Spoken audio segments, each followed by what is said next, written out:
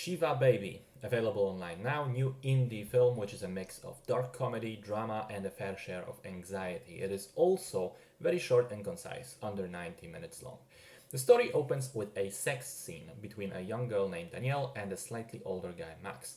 She then prepares to leave to go with her family for a funeral, or rather, the function after the funeral, the wake, or Shiva as it is called, as it's a Jewish ceremony at the house of the family.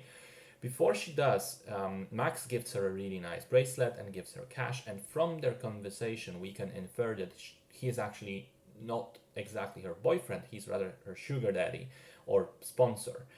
Danielle then goes to that Shiva, where she is immediately assaulted from all sides by various family members trying to catch up with questions. How's her education? How's her job prospects? Plans for life? Relationship status? It's all very uncomfortable for her, and then she also runs into Maya, her childhood friend, who we can immediately infer she also has some sort of history with, some sort of unfinished business. So it is getting awkward and stressful and not fun at all. And then, from across the room, she spots Max there, and it turns out there is some connection between him and her parents.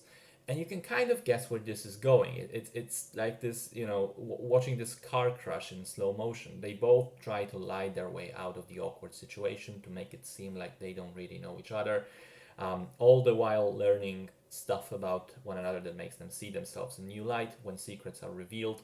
And, it gets increasingly tense as people all around them kind of start figuring things out.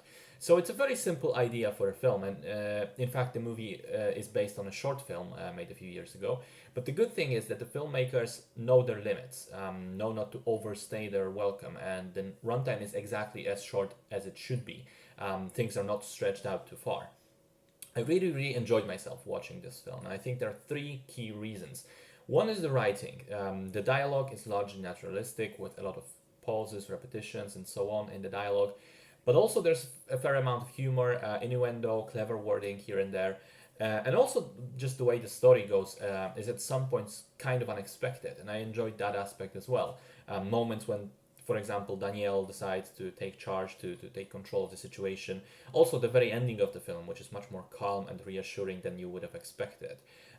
Secondly, the performances. I completely bought all of the characters in the film as real people. Not once I thought they were, actors putting on a show. The two standouts are obviously the main characters, Danielle and Max, but pretty much everyone else is just very good as well.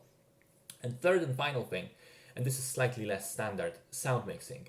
The way the conversations are made to either stand out from the background or blend into one another is just terrific.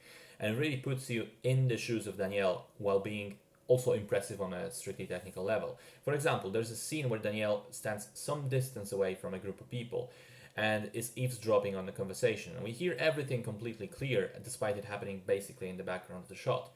And on the other hand, there are moments when Danielle is like in the middle of things. She's trapped in conversation with some other people, bombarding her with questions, not really even giving her the room to answer. And in those moments, the sound gets overwhelming, gets too loud, too oppressive, and characters talk over one another, increasing the chaos. So really, the execution of the film, I think, is even more impressive than the central idea on paper, and it really elevates that idea. Once again, I really, really liked it a lot. I think it's a very original and bold film.